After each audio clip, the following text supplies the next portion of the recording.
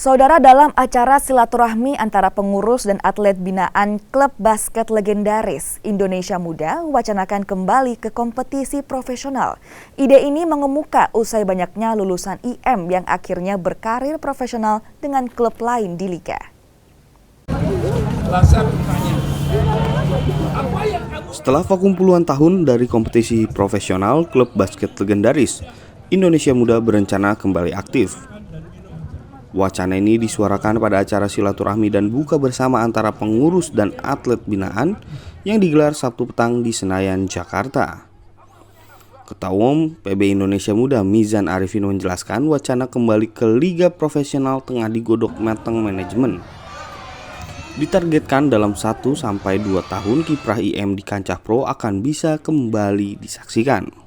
Pemain-pemain IM itu setelah 18 tahun mau kemana? Karena IM kan udah nggak ada liganya, udah nggak ada yang profesional.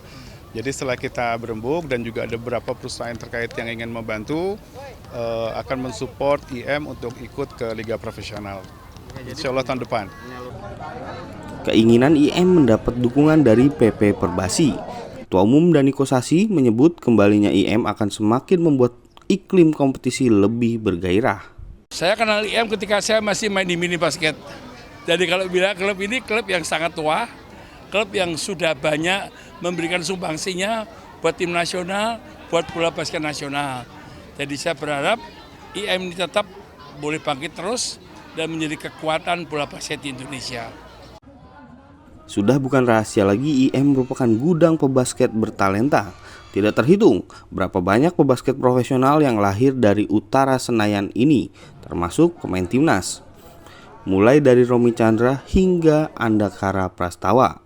Saat ini setidaknya ada lebih dari 600 pebasket belia hingga usia 18 tahun yang berada di bawah naungan IM.